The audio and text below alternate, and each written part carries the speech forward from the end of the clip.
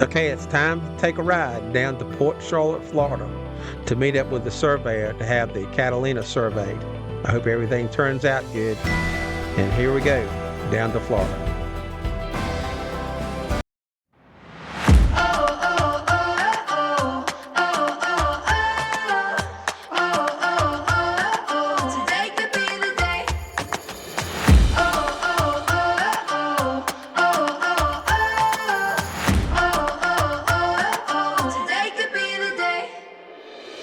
Open your eyes and look around. So many new things to be found. I know a place where you can go, where there's no one to tell you yes or no. If you just look into your heart, you will find there. That's the place to start. If you take a step and take another again, you'll find. Port Charlotte is about 730 miles from North Carolina, where I live. Takes about 12 hours to get there. It's a pretty long ways. Planning on driving down and then meeting Billy Fox, the surveyor, the next day. He's going to go over the whole boat, give me a report, check everything out really, really well. And I think he's going to do a great job. He seems very, very knowledgeable, and he was great to talk to on the phone. So we're going to drive and get this knocked out and go down, and hopefully, fingers crossed, the survey is going to turn out approximately what I think needs to be done already. So here we go. Kind of funny as we come down through these $1 million homes to see the mast of the Catalina over the top of the houses, because he has it in his backyard on a lift, and you can see that mast for quite some distance before you get actually to the house where it was at. This is a stainless steel grill. Oh yeah, I was wondering where the grill was. Well, Yeah. it's hair protected. Yeah, you know. yeah, There's a drip pan for it. yeah. Got extra lines, you know, extra rope that goes with it, you know, that I'll throw in there with it. Okay. These Life jacket. are the life jackets. There's, I don't know how many are in there. Yeah.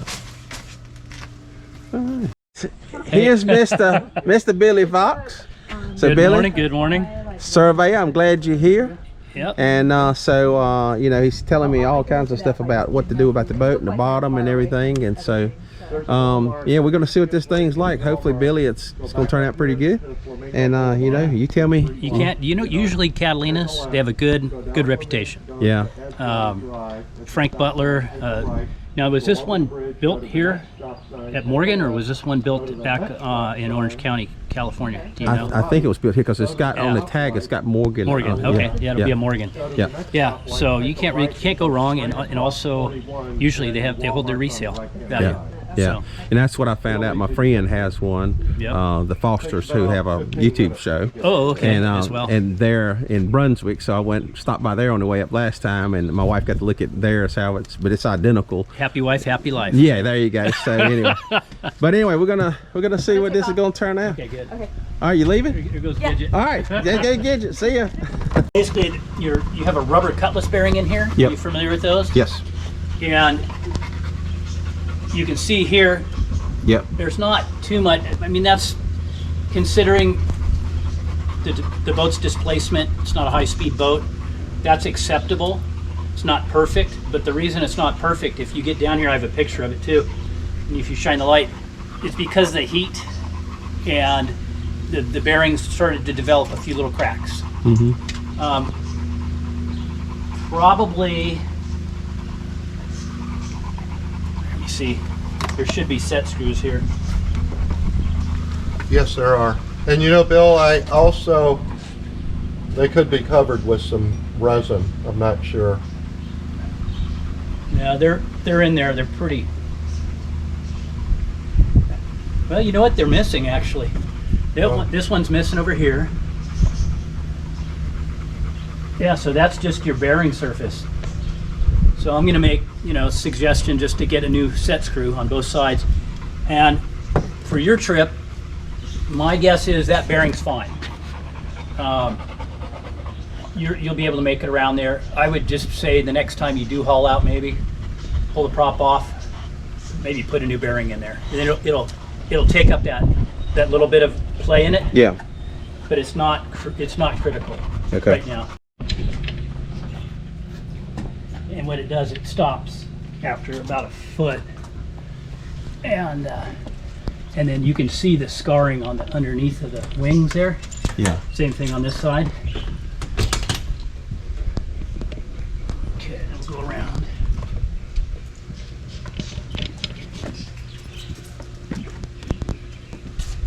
Yeah, and there's still a few chalky areas. I think I probably polished that side, Yeah. Yeah. and this side's due, Yeah. especially in the Florida. You usually do that twice a year, maybe. All right, then.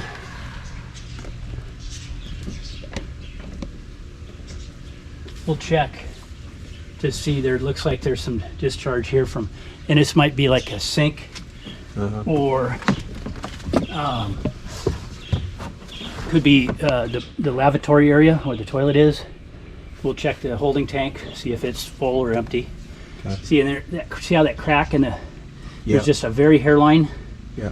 That too, and you know what? The easy way to do that is before they start grinding everything, and we could even almost do it. It looks like he probably has this thing adjusted perfectly. A lot of times they'll put all the pressure on the keel, and that's a good time to get in there and torque the keel bolts. Just to say you did. Yeah. It's kind of like electrical fittings. You know, about every 6 to 10 years, you just want to take a turn on those and the hose clamps. Yeah. That's another thing we'll look for. Yeah, that was one thing I was definitely wanting to do was torque it because I'm, you know, cars, we're all about torque. Yeah. I've got every bolt on a car memorized what the torque is, and we torque everything. So and you do that, and then you probably at times Because- have to go back and verify it, right? Yeah, we'll go back and double check them. Double check it. Yep, because people ride in these cars, Oh, and yeah. their lives, and we Jumping around. can't sleep at night, you know, because it's got the grandkids in it and everybody, so we double and triple torque everything. Check everything. Yep. All right. And Yeah, I then- see that one little place you See that talked little about. crack there? Yeah. That's Oh, and shit. I bet that was because of maybe putting it on this stand. You know, I could see that almost hitting this little L bar here. You know, like Yeah. it might even hit something like that Yeah. going on. I see what you're talking about. And then this one, this is probably your engine intake. So that's probably got some water in it from last time you put it in the water, and it's just expansion with Yeah. the heat. Maybe. Well, you had it in the water yesterday, right? Oh yeah. Yeah. He let it down and ran it for an hour. Oh yeah. And Okay, it was- so it- that's what's going on there. Yeah. He said it ran at 140 on the temperature or so. Oh good. Oh, yeah, that's nice. Well, is it a Yanmar? Yeah. Yeah, I see the set screw. Here's a set screw going. Yeah. And yeah, there's still a little water coming out of this. And then here, let me get my flashlight so you can get a picture of this.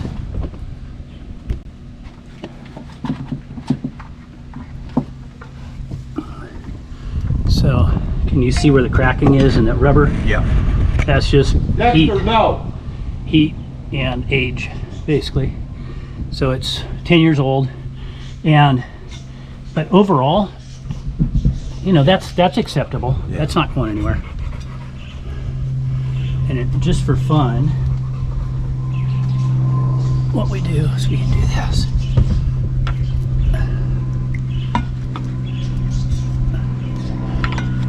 Okay, so hold my knife. I'll hold my. So what we're looking for is if I can hold that still a little bit. It's kind of hard, but okay. So right there, you want the tips to be in the same spot, and they are. So that's we call tracking the Yeah. blade. And again, you can see there's no erosion the or prop looks corrosion, really good. and it has a good ring. Yeah. A good bell. If you hear a dull sound, that means it's had the copper leached out of it, or the zinc, and it just turns into copper basically from bronze. And then let me see, I can swing you around here, maybe.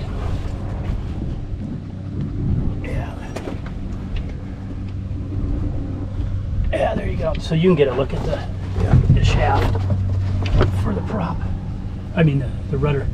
So you can, and if you want to take it, you can Yeah. see how Yeah, I see it. those are, and those bushings are the original. They're not too wasted or anything. And then if you stood up, or when you see this, where that shaft root is, that's where the stainless goes into the fiberglass. Yeah. It's called the root. And sometimes on an older boat, usually it takes about 20 years, they get to the point where they get rust in there. It's called pitting corrosion on stainless.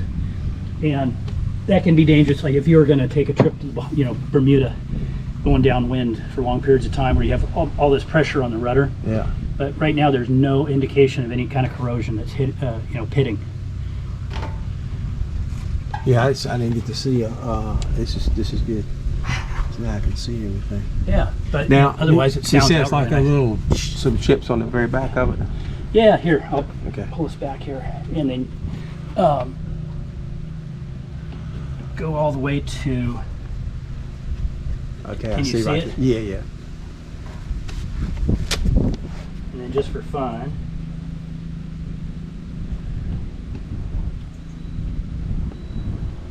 Yeah, that's not. so as far as moisture meter,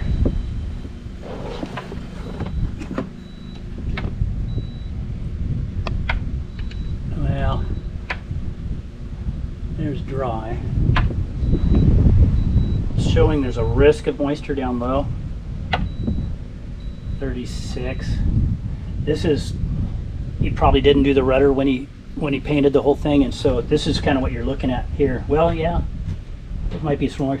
That green indication, that's just that acid wash that they use. Oh yeah, the And original. it's Yeah. supposed to de-wax it, and then but see how the paint's not sticking here? Yeah. So that's dry. I think I used some Mary Coat on it. Okay. Oh, okay. It has, But overall, that's good for that. And that's dry as can be. it's got phosphoric acid in it, I believe. Uh-huh. What's these divots right here? I mean, not. Oh, that here? means, These little guys? Yeah. That's well, all- like right in here. Oh, we call that paint sickness. What happens is when they go to repair this, Yeah. you put more paint over it. It doubles up the thickness here, Yeah. but it only gives you one coat there. Okay. So chances are that is just what that is. That paint's been chipping. Oh, And, yeah, yeah. and so then they layer it up, and we I call gotcha. it paint thickness, or it's flaking paint. Yeah. So eventually you're gonna have to deal with the rudder. Yeah, yeah. Oh no. The rest of the boat, the hull's fine, Yeah. but next time you haul out, you're gonna end up wanting to have these guys really take a soft pad and just get rid of all the paint, etch it with like sometimes they even use 80 grit, but what you're using, 120? Yes. Yeah, so 120 is fine, and then you epoxy primer it, and then bottom paint it. Yeah, from I there. would plan on once I get it back up there and get everything settled, then I'll have it hauled out. I'm gonna drop it rudder and go ahead and put the bushings and all that stuff in, Yeah. and go ahead and do the rudder while it's out. Perfect. And they might have do they have an improvement on the bushing so you can make it a little less wobbly? They just recommend that you replace the bushing. Oh, do they? Okay. That's all. That's it? Pull those two halves out. All right. I'm here with Billy Fox, Yep. surveyor. And we're looking in the bilge of this Catalina 387. And this is a boat that shows hard grounding on the wing keel. And so what happened is the boats generally have a structure inside that's meant to flex and give before you rip something off. So you're going to hear two different sounds here when I tap, and you can see where some of these edges are here. And listen to when I tap below it. That's the hull, and that's the liner that makes up the inside of the boat. They lay the liner in on top of the hull, and then they use very light fiberglass to just what they call tab it into the hull. And what happened is you can see all around here, probably the shock of grounding it caused this to just snap. And previously, he's the original owner, he's gone back and he had a fix. Same thing, he had it fiberglass down, but then the Hurricane Ian came along and it got moving around on his cradle here on the lift, and probably the keel wiggled enough to where it just fractured again. And so this encompasses areas of you can see back here, this is the tabbing of this bulkhead, which is sound. There's the hull, and there's the tabbing again. So by grinding this out, getting underneath there, putting some structural adhesive under there, and then grinding it back and probably doing like what they did up here again, trying to add fiberglass. See, they didn't get the fiberglass down far enough, maybe. And so probably by overlapping it, taking it all the way back here, down to the bulkhead, will make it go away. Plus, next time you go to sell the boat to move up to your bigger one, Thank you, Bill. when your wife gets you that anniversary present, next big boat, then a guy like me won't see it. Yeah. And so this is pretty much the only spot. We found one spot on the bottom and around the keel that you'll have pictures of in the report. Same thing, they'll crack that away, grind it down, and again, probably due to the damage on the bottom of the lead keel from the hard grounding. Another thing, just to tell you, this is a check valve. To really kind of make sure if that bilge doesn't pump, check that first. Yeah. Sometimes it can get clogged or something, but So overall, then, you think the structure of the boat seems to be okay? yeah, I wouldn't bother getting on board today, along with some new batteries. Yeah. And taking the boat all the way around the Keys up to North Carolina. Where are you gonna end up? Yeah, South Carolina. Yeah, South Carolina. Sure. Yeah, none of this is super structural to me.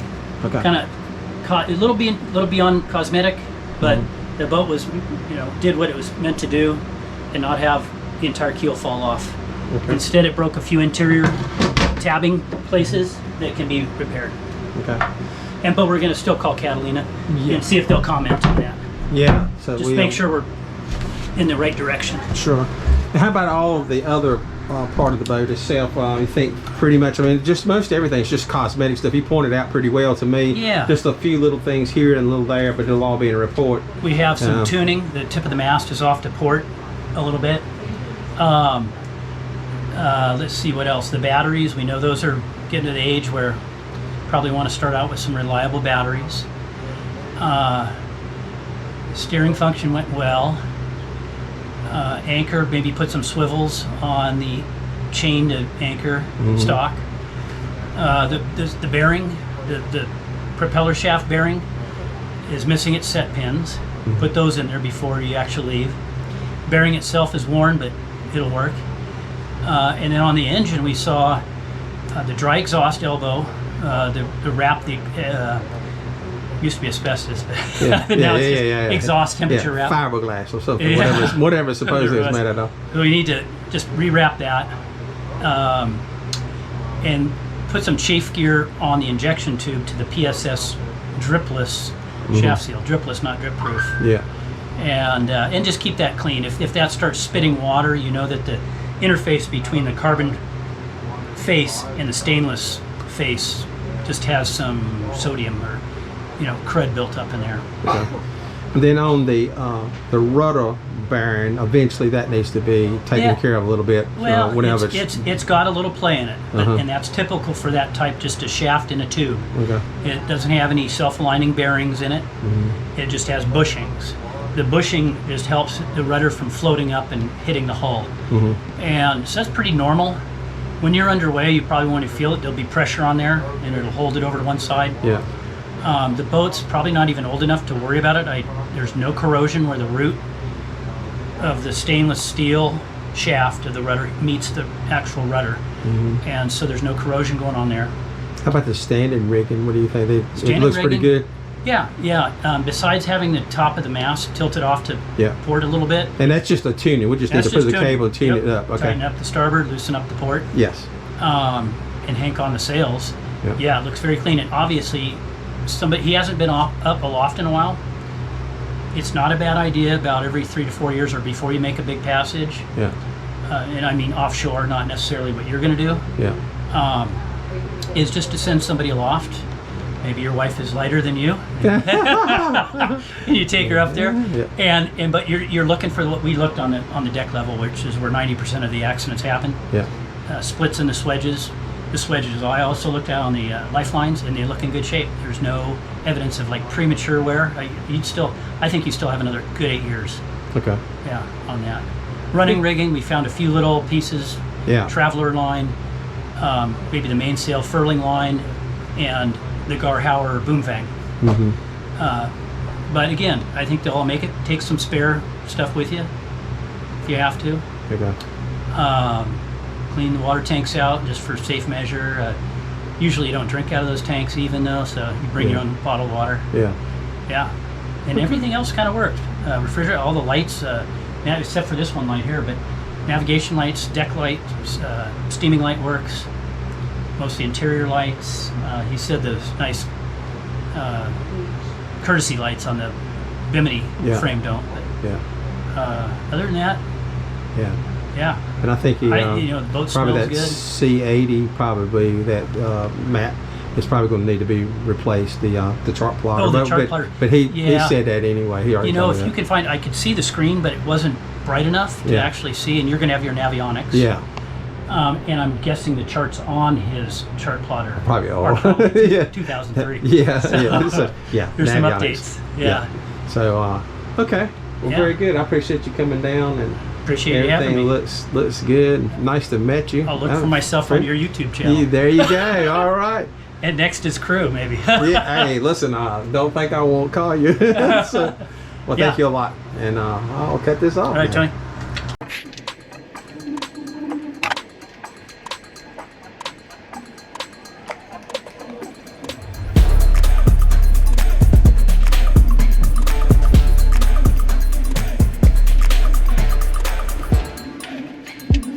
Well, here I am driving back from Florida. So we went down and looked at the boat. The surveyor surveyed the boat, Jimmy Fox. Did a great job, spent a lot of time on it, about 5 hours, going over every nut and bolt. And I didn't really find anything that I didn't expect too much. We did have a couple of questions on some cracks that we found in the bilge that he's going to contact Catalina about, just to see if there's anything that it's not structural, he says. So it'll be just something that needs to be fixed at the next haul out. So anyway, I've already driven back through. I got up about 3 o'clock this morning, driving back to North Carolina. Already been through Florida, Georgia, South Carolina now. Be glad to get back, and then we'll make a decision here in a couple of days. And if that all pans out, then we'll buy that Catalina 387. So we'll see how it goes the next couple of days, and we'll have to wire them the money. And I'll have to go back down and do a few things before I move it. I've talked to a few people about maybe helping crew to move it back up to South Carolina, the little river where I'll keep it in the slip there. So anyway, good so far. Good trip. It's been non-eventful, which is absolutely great. So I'll be glad to get back home though.